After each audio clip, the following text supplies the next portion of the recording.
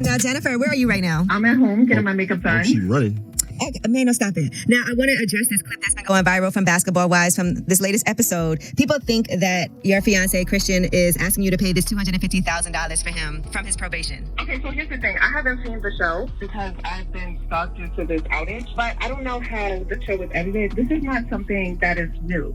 Like, I knew Christian had this restitution to pay, and I'm not sure how it plays on the show, but he never asked me to pay it. I've never paid a single thing. Christian is very much a gentleman. He is my protector. He is a provider, and he has been handling his business. That's not my job to pay his restitution. That's right. He's never asked me to pay it. I'm like, wait, when you call me, I'm like, what do you mean it's going viral? Well, it So looks I like, don't know what hold on, Jennifer, I'm sorry. This man, I'm speaking as a friend. The way that they chopped it up, it looks like that he's cracking for some money. Well, He's no, we're leaning having a towards that. conversation. We're talking about our wedding, and he's telling me that, yes, we have this wedding coming up. He has to pay restitution. So it's a lot of things that need to get paid. So, but he's not asking me to pay it. We're having a discussion as a couple. But hey, I'm glad the streets are talking. but you do know, like, a lot of times when people that be doing them long cons, that they don't really ask straight up. They kind of like lean in. Mano, that's her fiance. I'm saying, I'm being honest. Well, here's the thing. We've been together for almost 2 years. Nice. Christian has never asked me to pay for a thing. He has his own money. He's very successful. He day trades. He manages people's money. Like, he does not have an issue with money. Okay, we know how TV can be. That's why I wanted Jennifer. Right. We wanted So to you come gotta look straight. at the clip. The cut looks like he's saying, like, I need you to pay this money. And the hand rubbing looks very Birdmanish. Oh, my God. We get it. It's the beauty of editing.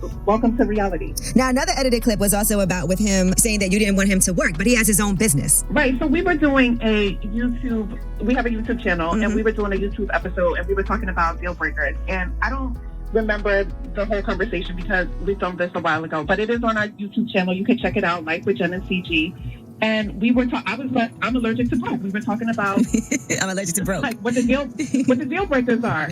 And so here's the thing, Christian works for a few hours and makes way more money than clearly a lot of people. And so, when you only work for a couple hours, you could get a little bored. So he was like, maybe I might want to go get a job.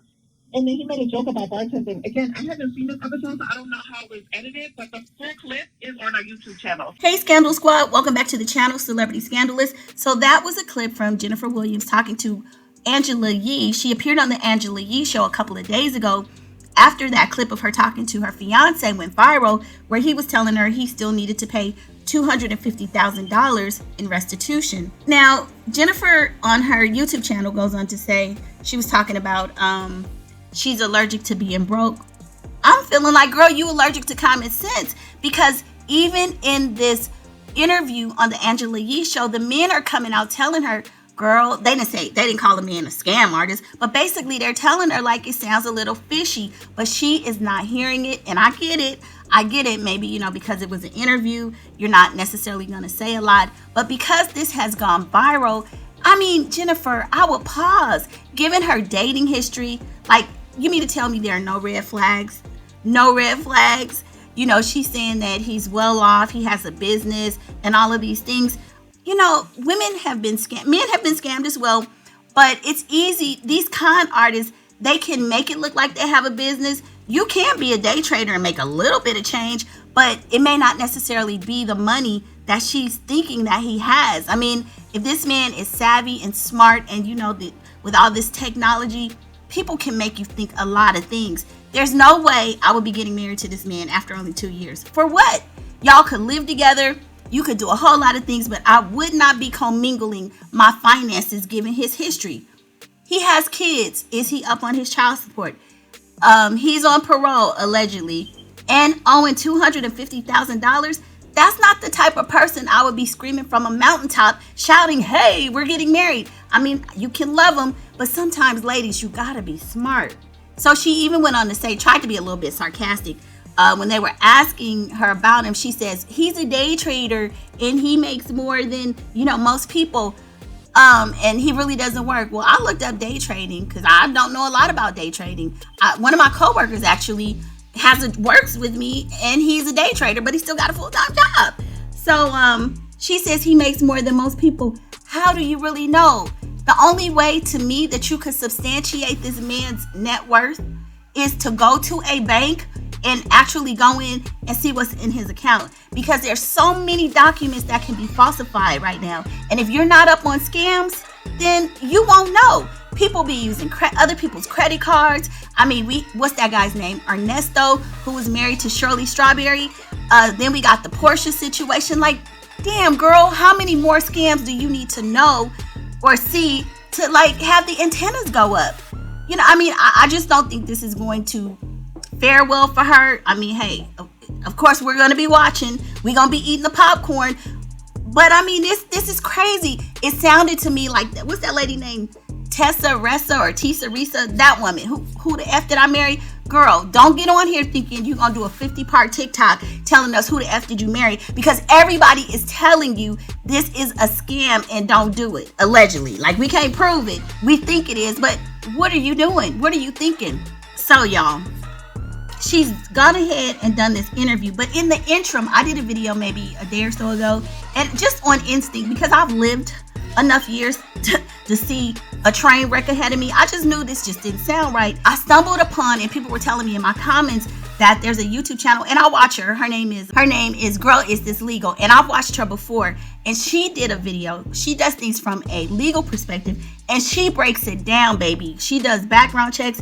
I remember her from the show Ready to Love, and she was gonna marry this guy and found out that he wasn't and didn't have his finances in order, and she didn't marry him. So I applaud her. But anyway, she gives you the breakdown. She goes into Christian, this Jennifer's fiance's background, and baby, it sounded like he's a bust. Let me tell you, it sounds like he does not have the money.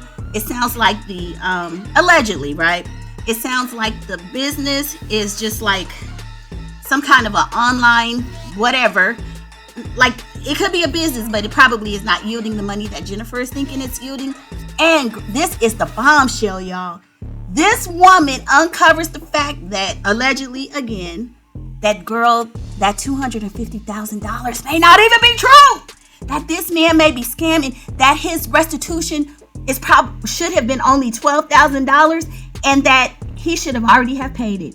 $12,000. Now, if this is a fact, and if she is correct, Lord have mercy, Jennifer, wake up. Now I'm gonna let y'all hear what she says. Girl, Is This Legal? Y'all go check out her YouTube channel, subscribe to her.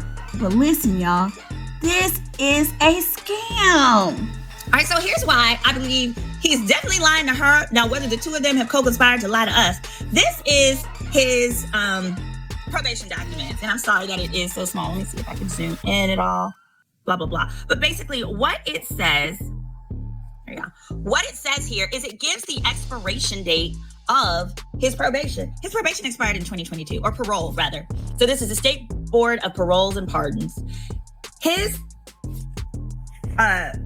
parole expired in 2022. It was August of 2022 to be exact. So what that means, and then he got out in 21 is what it's saying on there. So effectively what that means is that he should already be off.